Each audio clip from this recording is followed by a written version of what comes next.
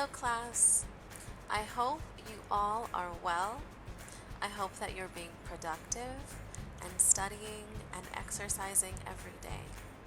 Remember that there will be a time after all of this craziness that we will come back to normality and I will see you all again in the flesh and not online. Anyway, I wanted to continue this week with our unit on poetry. We have already done haikus, and last week we did limericks. This week we're going to be doing something even more fun, because this type of poetry blends literary art with visual art. Does anyone know what type of poetry I'm talking about? No? One person back there? Yes, you're right!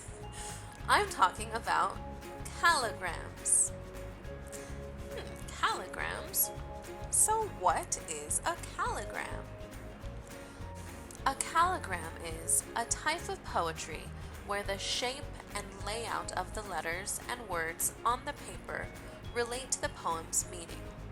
Calligrams are also commonly called shape poems. Okay, so this type of poetry often takes the shape of what you're writing about. Now, calligrams can be simply just words. For example, this calligram. It is cat, mouse. As you can see, the image of the cat is created by the word cat. The C is the head, the A the front legs, and the T the back leg as well as the tail. And then mouse, its ears are created by the N, the O is the face, the U is the front legs, the S is the body, and the E are the little feet. Your calligram can be so simple it can be just one word. But since you guys are pretty old by now, I think that you guys can do line poetry or use several words in your calligram.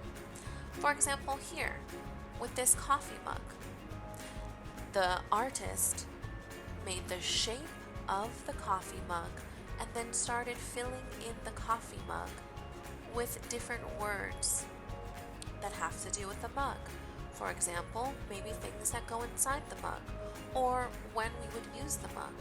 Winter, what would go inside? Coffee, tea, milk. Warm, soup, hot chocolate. Things like that. So, your calligram can also use just words. But let's look at some other examples. Here we have a cartoon character. As you can see here, there are different sentences, different lines within this calligram. It says, "Would you like a hug? There, we jumped out a window." So there are sentences, not just random words placed, but actual sentences. Okay, so your calligram again can just be random words with no particular order, or you can write lines or sentences. Okay, so it can be cartoons. The calligram can have any shape that you'd like. Here we see a calligram in the shape of the Eiffel Tower, in the shape of a woman, and then we get even more interesting with these types of calligrams, where they use a lot of calligraphy in the calligram. This one is using lines in a song, and so they're not random words.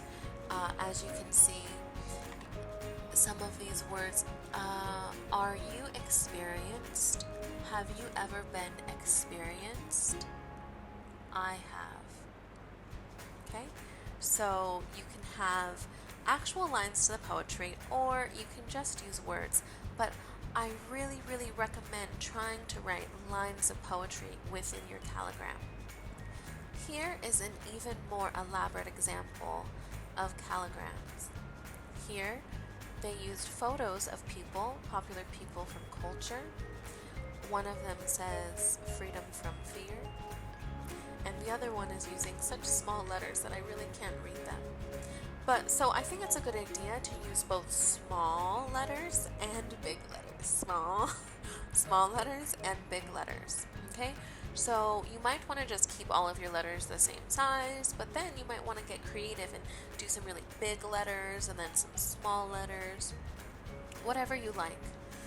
The most important part about calligrams is the benefit, because you're not only being artistic in a literary way, you're also being artistic in a visual way, and that's super satisfying. To be able to paint or draw your poem, it's amazing. I'm just so excited to see all of your calligrams. Remember to pick something that really speaks to you, that you really like and enjoy, or something that has a lot of meaning for you.